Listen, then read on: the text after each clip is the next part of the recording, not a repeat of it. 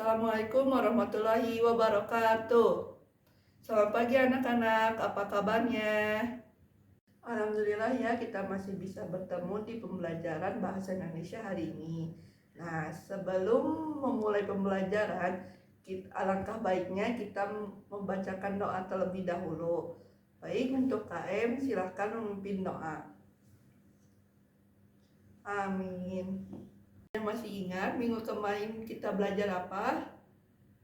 Ya, kemarin kita telah mengetahui tentang tokoh-tokoh sastrawan di Indonesia. Nah, hari ini kita akan mencari informasi dan mempresentasikan mengenai tokoh-tokoh sastrawan di Indonesia. Baik, Ibu akan menyampaikan materi.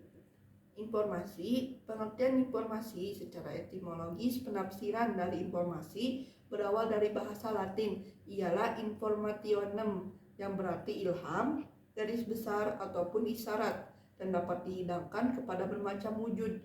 Dalam KBBI, informasi adalah keseluruhan makna yang menunjang amanat yang terlihat dalam bagian-bagian amanat itu.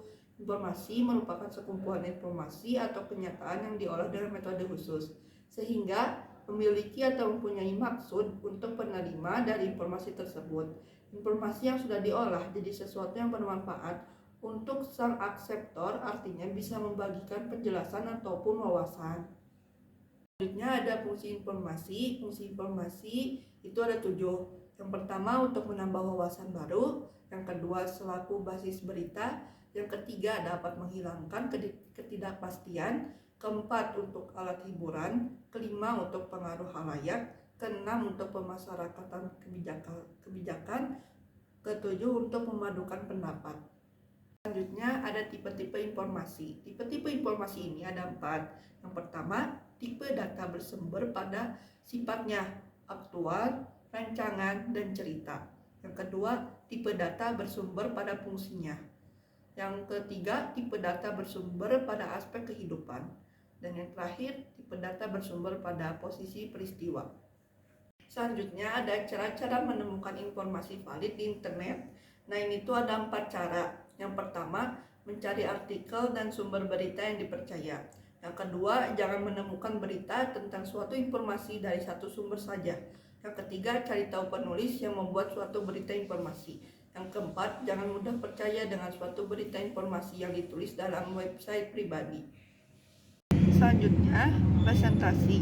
Pengertian presentasi adalah kegiatan yang bertujuan untuk menyampaikan gagasan, ide, program, layanan, produk, dan lain-lain. Di dalam KBBI, presentasi merupakan proses untuk memperkenalkan, menyajikan, dan mengemukakan suatu hal dalam bentuk diskusi atau forum. Selanjutnya ada tujuan presentasi. Tujuan presentasi itu ada 6. Yang pertama, menyampaikan materi. Yang kedua, merumuskan ide. Yang ketiga, meyakinkan audiens. Yang keempat, menghibur. Yang kelima, menginspirasi dan memotivasi.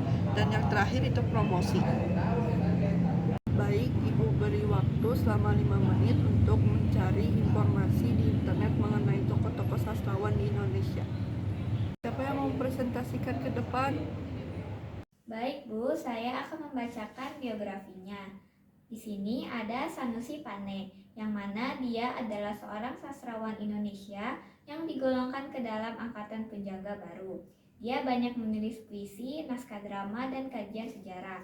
Sanusi Pane adalah anak dari Sultan Pangurabaan Pane, seorang guru dan seniman Batak Angkola di Muara Sipongi, Mandaling, Natal. Di antara 8 bersaudara, selain dirinya ada juga yang menjadi tokoh nasional, yaitu Amin Pane yang juga menjadi sastrawan, dan Lafran Pane yang merupakan pendiri organisasi pemuda himpunan mahasiswa Islam. Sanusi Pane merupakan ayah dari 6 anak perempuan. Lalu pendidikannya semasa muda, Sanusi Pane menempuh pendidikan formal di HIS dan ELS di Padang Sidempuan, Sumatera Utara. Lalu ia juga sempat kuliah dan mempelajari ontologi pada antara tahun 1929 sampai 1930. Ia berkesempatan mengunjungi India yang selanjutnya akan berpengaruh besar terhadap pandangan kesusastraannya. Lalu ke karirnya, kembalinya dari India, Sanusi Pane menjadi redaksi majalah Timbul yang berbahasa Belanda.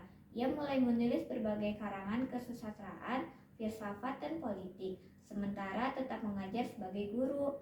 Ia pernah aktif dalam Jong Sumatera dan Gerakan Rakyat Indonesia atau Gerindra. Karena keanggotaannya dalam PRI tahun 1934, ia dipecat sebagai guru. Ia pernah menjadi guru di Quick School, Gunung Sahari, Jakarta, HIK Lembang, HIK Gubernemen Bandung, dan Sekolah Menengah Perguruan Rakyat Jakarta. Ya, baik anak-anak, seperti yang Rahma sampaikan tadi mengenai Sanusi Pane, salah satu tokoh sastrawan yang terkenal pada masanya.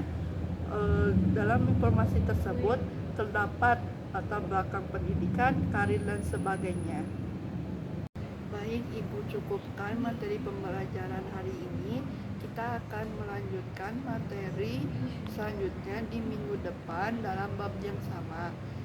Baik, Ibu akan memberikan PR di buku paket halaman 70.